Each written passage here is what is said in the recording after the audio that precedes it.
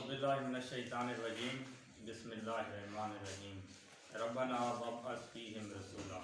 Dear student, آج میں جس ٹاپک پر آپ سے بات کرنا چاہوں گا اس کی ہیڈ لائن ہے وما ارسلناک الا رحمۃ للعالمین، کہ اللہ تعالیٰ اپنے پاک کتاب قرآن مجید میں ارشاد فرما رہا ہے کہ اے پیغمبر، ہم نے آپ کو دو جہانوں کے لیے رحمت بنا کر بھیجا ہے۔ میرے پیغمبر پوری کائنات کے لیے رحمت بن کر آئے ہیں۔ آپ کی رحمت صرف انسانوں تک محدود نہیں بلکہ جنگل کے موذی درندے اور جانور بھی آپ کی رحمت سے مستفید ہو رہے ہیں۔ میرا پیغمبر اتنا رحیم و کریم ہے کہ آپ نے کبھی اپنی ذات کے لیے کسی کو تکلیف نہیں دی، کسی سے بدلہ نہیں لیا، کسی کو گالی نہیں دی اور کسی سے لڑائی جھگڑا نہیں کیا۔ وہ لوگ جنہوں نے آپ پر پتھر برسائے، آپ کو شاعر کہا، کبھی آپ کو کاہن کہا، کبھی آپ کو جادوگر کہا، میرے پیغمبر نے ان کو بھی دعائیں دی ہیں۔ حضور پاک صلی اللہ علیہ وسلم کی پوری سیرت طیبہ آپ اس کا مطالعہ کر لیں، یہ بات بالکل واضح ہو جائے گی کہ آپ کی رحمت پورے جہان کو اپنی لپیٹ میں لی ہوئی ہے۔ میں چند واقعات آپ کے سامنے رکھوں گا جس سے واضح ہوتا ہے کہ حضور پاک صلی اللہ علیہ وسلم نے کبھی اپنی ذات کے لیے کسی سے بدلہ نہیں لیا۔ ایک مشہور واقعہ آپ کی کتابوں میں لکھا ہوا ہے کہ ایک بوڑھی عورت روزانہ حضور صلی اللہ علیہ وسلم پر کوڑا کرکٹ پھینکا کرتی تھی جب بھی آپ اس کے گھر کے پاس سے گزرتے۔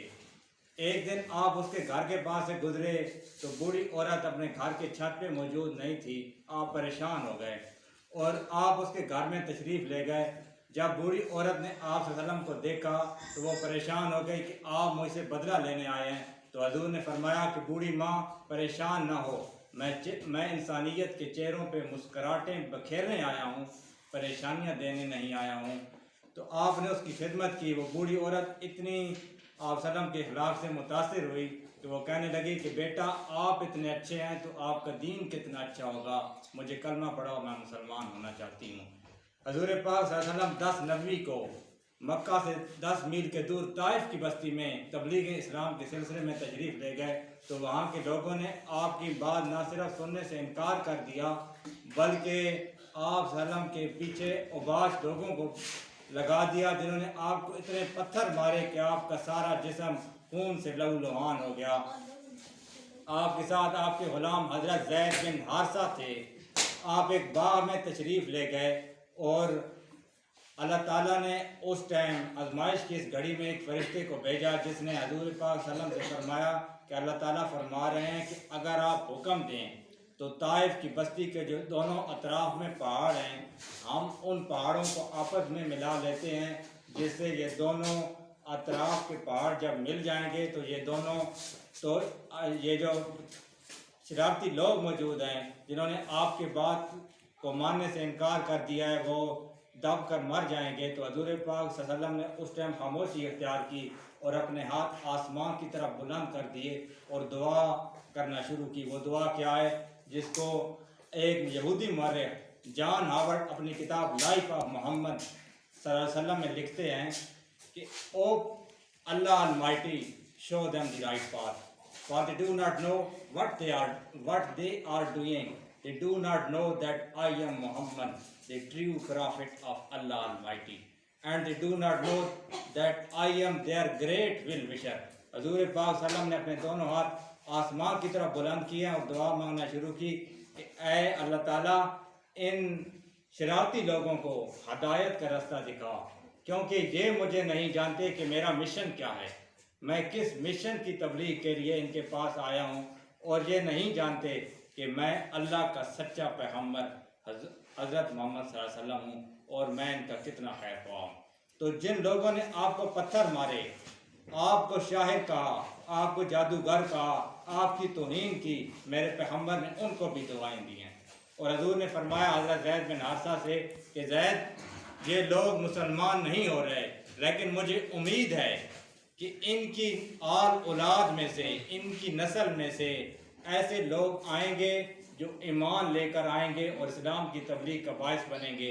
تو محمد بن قاسم جس نے سندھ کو فتح کیا اور راجہ طاہر کو شکست دی، وہ اسی طائف کی بستی میں ان کے اہل و عیال میں سے تھا۔ تو حضور پاک صلی اللہ علیہ وسلم کی دعاؤں کا صدقہ ہے کہ آج سندھ کے مسلمان اور ہم پورے پاکستان کے مسلمان آج ان کے صدقے ہم ایمان لے آئے ہیں، تو یہ حضور کی دعاؤں کا صدقہ ہے۔ حضور پاک صلی اللہ علیہ وسلم نے کبھی اپنی ذات کے لیے بدلہ نہیں لیا۔ حضور پاک صلی اللہ علیہ وسلم کی پوری زندگی رحمت کا ایک سرچشمہ ہے۔ آپ صلی اللہ علیہ وسلم نے اپنی ساری زندگی میں لوگوں سے انتہائی نرمی، شفقت اور فراخ دلی کا مظاہرہ کیا ہے۔ حضور پاک صلی اللہ علیہ وسلم کو بچوں سے انتہائی پیار تھا۔ حضور پاک صلی اللہ علیہ وسلم کی 4 بیٹیاں ہیں، لیکن حضور پاک صلی اللہ علیہ وسلم کو اپنی چھوٹی بیٹی حضرت فاطمہ الزہرا سے بے حد پیار تھا۔ حضور فرماتے فاطمہ میرے جگر کا ٹکڑا ہے، جس نے فاطمہ کو تکلیف دی اس نے مجھے تکلیف دی۔ اور حضور پاک صلی اللہ علیہ وسلم کو اپنے نواسوں حضرت حسن اور حسین سے بے انتہا پیار تھا۔ آپ کبھی فرماتے حسن حسین میرے 2 پھول ہیں، کبھی فرماتے حسن حسین میرے 2 بازو ہیں، اور کبھی کہتے حسن حسین میری 2 ٹہنیاں ہیں۔ حضور فرماتے جس نے حسین سے محبت کی اس نے مجھ سے محبت کی، اور جس نے حسین کو تکلیف دی اس نے مجھے تکلیف دی۔ آپ صلی اللہ علیہ وسلم ایک روز عید کی نماز پڑھنے حسن حسین کے ساتھ جا رہے تھے۔ آپ کا گزر ایک کھلے میدان سے ہوا جہاں بچے کھیل رہے تھے۔ آپ نے دیکھا کہ ایک چھوٹا بچہ سب بچوں سے مختلف ایک کونے میں بیٹھا رو رہا ہے۔ حضور پاک اس کے بعد تشریف لے گئے، اپنا شفقت کا ہاتھ اس کے سر پہ رکھا اور اس سے فرمایا کہ کیا بات ہے، کیوں رو رہے ہو؟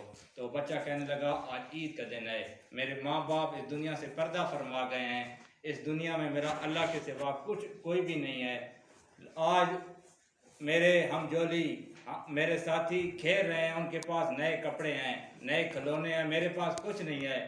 جب بچے نے یہ کہا تو حضور کی آنکھوں سے آنسو بہہ گئے، حضور رونے لگے۔ حضور نے بچے کو اٹھایا، سینے سے لگایا، گھر لے آئے اور بچے کو نہلایا دھلایا، اسے کھلایا پلایا۔ جب بچہ مسکرایا تو حضور پاک نے فرمایا کہ اے بیٹے کیا تم پسند کرتے ہو کہ آج کے بعد میں محمد تیرا باپ ہوں، عائشہ تیری ماں ہے، فاطمہ تیری بہن ہے، اور حسن حسین تیرے بھائی ہیں۔ اس کے بعد حضرت عائشہ سے فرمایا عائشہ میں نے اس بچے کو روتے ہوئے دیکھا تھا، میرا دل چاہتا تھا کہ میں اس بچے کو ہنستا ہوا دیکھوں۔ تو حضور پاک صلی اللہ علیہ وسلم اس دنیا میں مسکراہٹیں بکھیرنے آئے ہیں، پریشانیاں دور کرنے آئے ہیں۔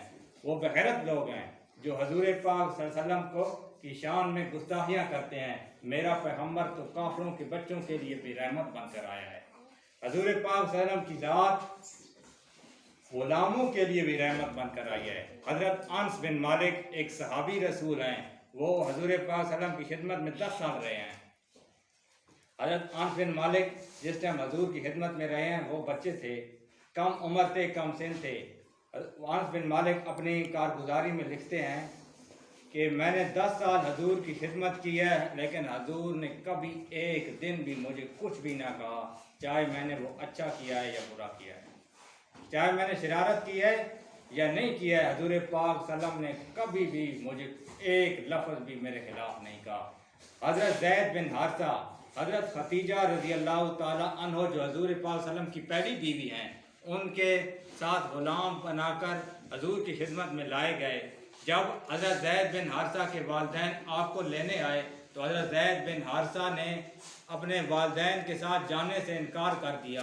تو حضرت زید بن حارثہ کے والد نے پوچھا کہ وہ کیا چیز ہے جو آپ ہم پر حضور کو ترجیح دے رہے ہیں؟ تو حضرت زید بن حارثہ نے اپنے والد سے جو بات کہی وہ سنہری حروف سے لکھنے کے قابل ہے۔ حضرت زید بن حارثہ نے کہا کہ میں نے حضور کی ذات میں وہ چیز دیکھی ہے، وہ پیار دیکھا ہے، وہ شفقت دیکھی ہے، وہ فراخ دلی دیکھی ہے، جو آج تک میں نے اس روئے زمین پر کسی انسان میں نہیں دیکھی، اور میں حضور کے ساتھ رہنا چاہتا ہوں، اپنے والدین کے ساتھ نہیں۔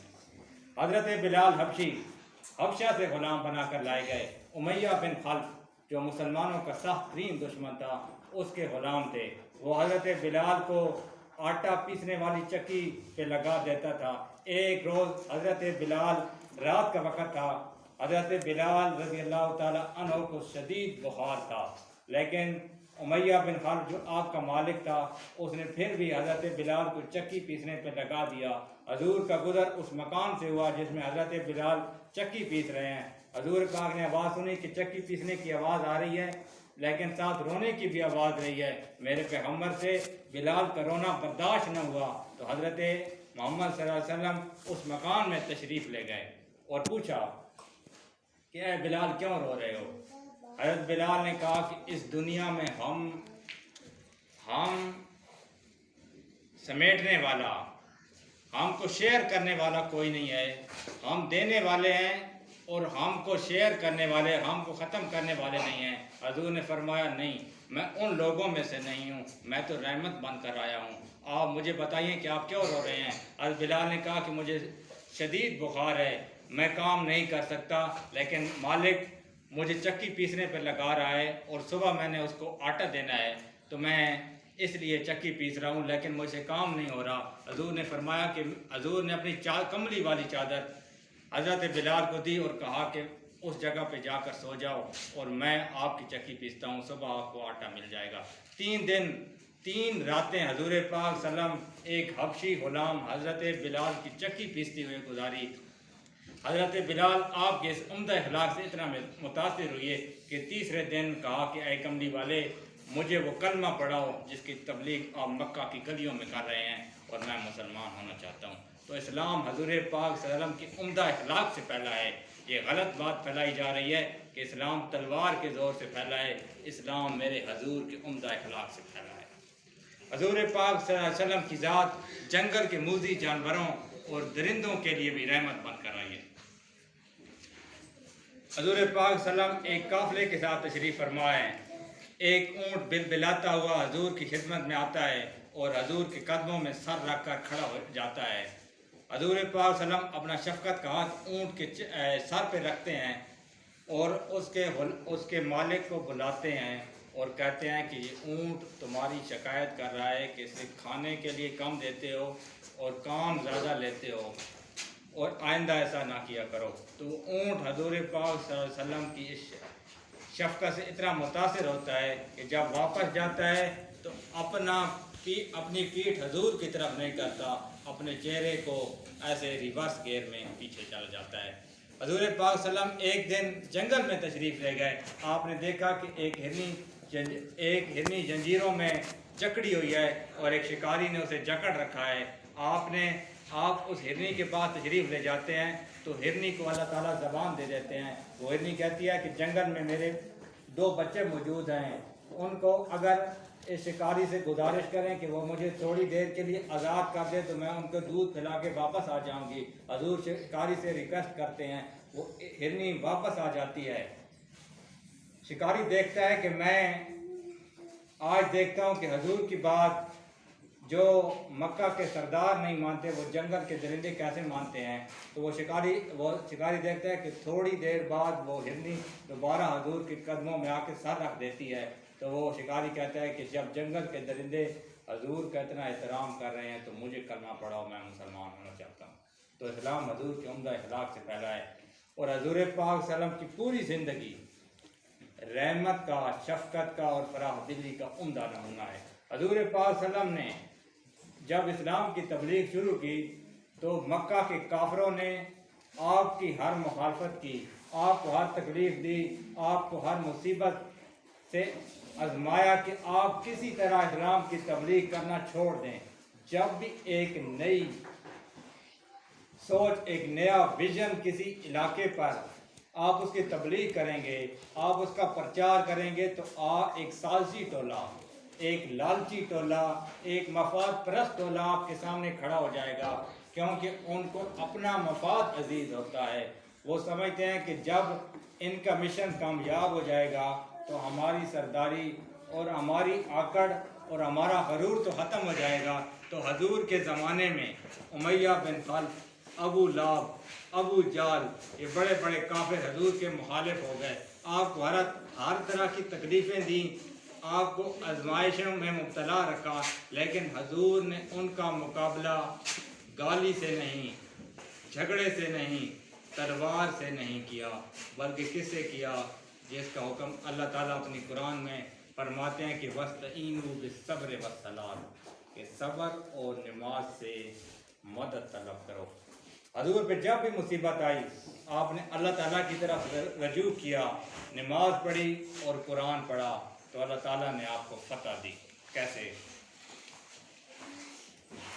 10 नबी को हजूर पाक सल्लल्लाहु अलैहि वसल्लम जब काफिरों ने आप पर जुल्म सितम की इंतहा कर दी, आपके सहाबा पर हर आजमाइश उन पे डाल दी, तो आपने सहाबा को कहा कि एक एक करके मक्का से निकल कर मदीना में हिजरत कर जाओ।